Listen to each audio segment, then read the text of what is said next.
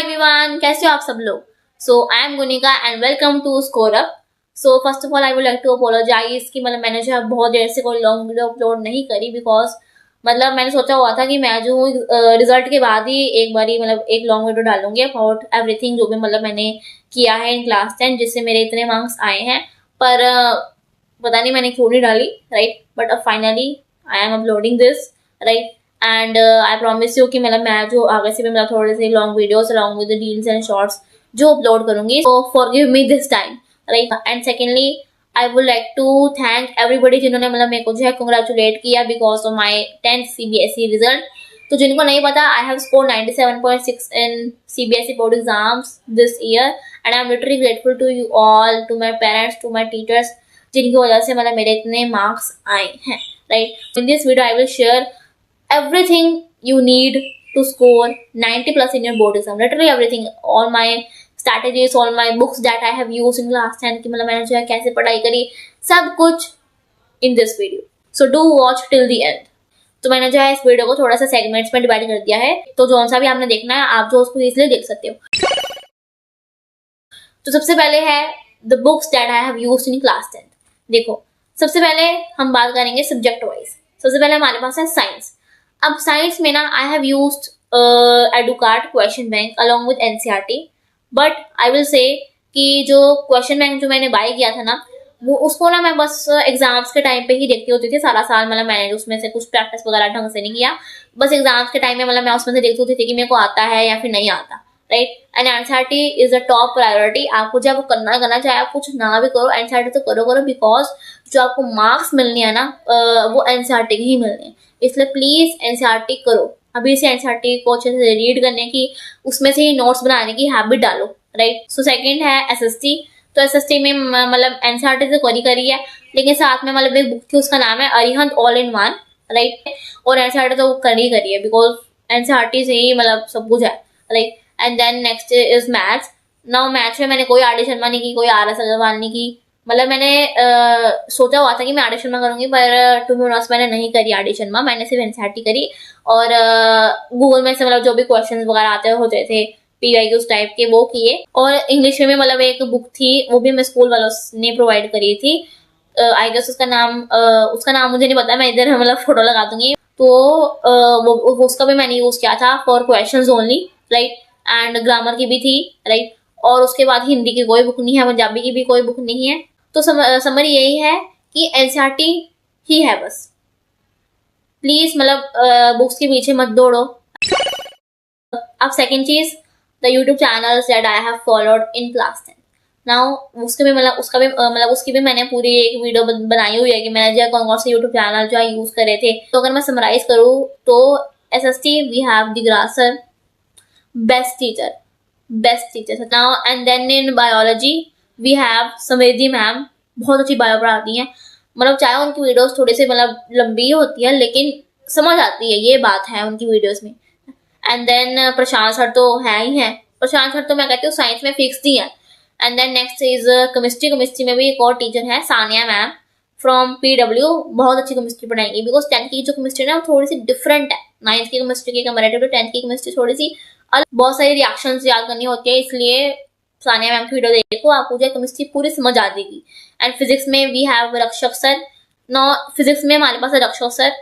Physics जो है ना थोड़ी सी 10th की ठीक ठाक है। मुझे फिजिक्स टू बी ऑनेस्ट बताऊं, मुझे फिजिक्स बिल्कुल पसंद नहीं थी, मैंने जो है यहाँ से ही किया है। और साथ में साइंस में हमारे पास प्रशांत सर भी हैं और अलग सर भी हैं, वो भी अच्छी साइंस पढ़ाते हैं दोनों, राइट।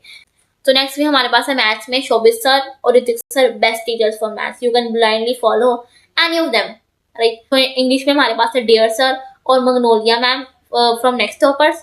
और हिंदी में है हमारे पास, और हिंदी में एक चैनल है उसका नाम है भाई की पढ़ाई। आप जो वहाँ पे उन्होंने जो है हर एक चैप्टर को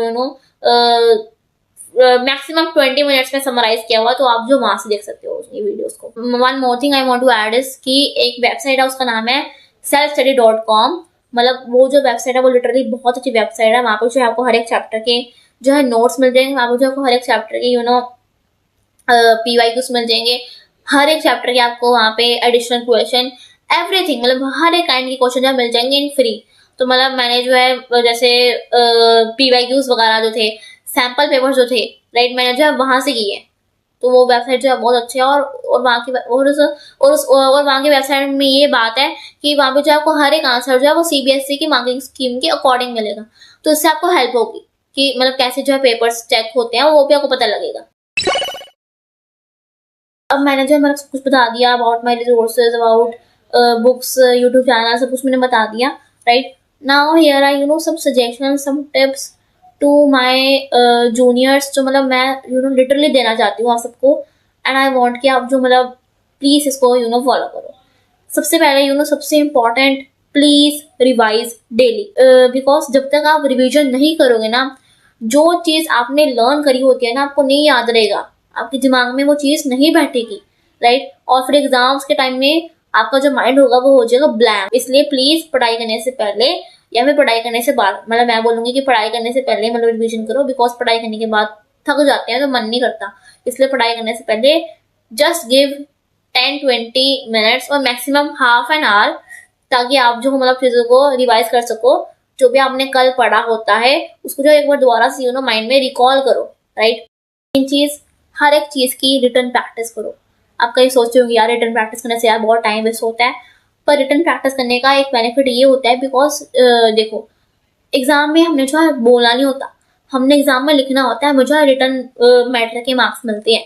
इसलिए रिटर्न प्रैक्टिस करोगे तो आपको समझ लगेगा कि आपकी जो है गलतियां किधर हो रही है, राइट। अभी से मतलब अपने प्रेजेंटेशन स्किल्स पे काम करना शुरू।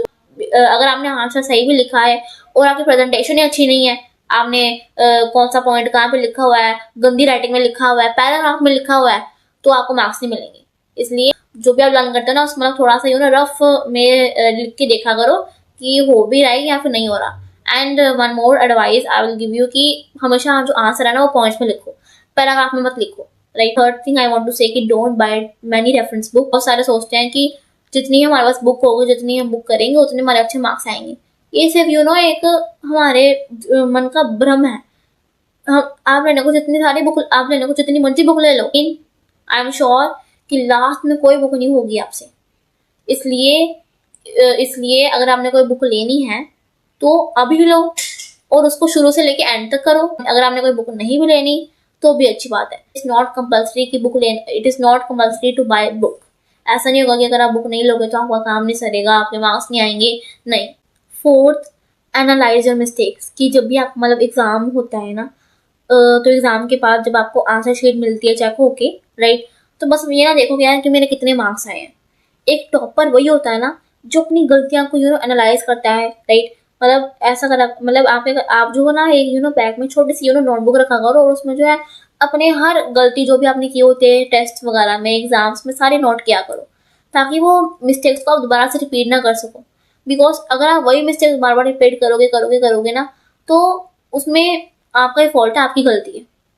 बिकॉज एक गलती बार बार रिपीट करना बेवकूफ़ी है। इसलिए जब भी कोई मतलब मिस्टेक होती है तो गो टू अ टीचर और पूछो कि मैम क्या गलती हुई है, प्लीज बता दो। ये ना बोलो जाके मैम मेरे मार्क्स बढ़ाओ, मुझे आधा नंबर दो, मुझे 1 नंबर दो, नहीं। टीचर के पास जाओ और उनसे पूछो कि मैम मेरी क्या गलती है, हाउ आई कैन इम्प्रूव। ये होता है good student. After every exam analyse your mistake, और उस टॉपिक को दोबारा से घर पे आकर एक बार रिकॉल करो, रिवाइज करो।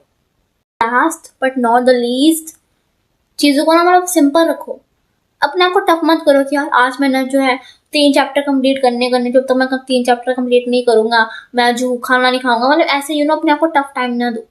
स्मॉल टारगेट सेट करो, बिग टारगेट्स में सेट करो। जब आप स्मॉल टारगेट्स को इजीली कंप्लीट कर पा रहे हो तो बिग टारगेट सेट करो। अगर आप डे 1 से बिग टारगेट सेट करोगे तो वो जो आपसे कंप्लीट नहीं हो पाएंगे, then you will feel demotivated. इसलिए स्मॉल टारगेट जो है सेट करो और अपने आप को इजी रखो, हो जाएगा। अपने आप को टफ टाइम मत दो। अगर आप रोज 2 घंटा भी फोकस होके पढ़ रहे हो ना अच्छे से, it is enough. Last, I know it's tough, क्योंकि मैंने भी सब कुछ एक्सपीरियंस किया है। मैं भी इसी फेज से निकल के जस्ट अभी अभी आई हूँ, बट हो जाएगा।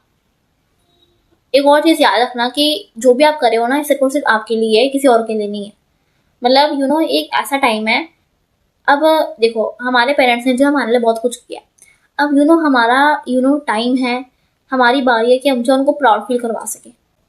अगर आप कभी भी डिमोटिवेटेड फील करोगे ना पढ़ते हुए, just close your eyes and imagine करो वो डे जब रिजल्ट आएगा और आप जो अपना रोल नंबर एंटर कर रहे होगे लैपटॉप पे, और आपके पेरेंट्स जो है आपके पास खड़े होंगे और आप उनको बोलोगे मेरे 91 आए, मेरे 92 आए, मेरे 93 आए, तो imagine the happiness on your face, on your parents face.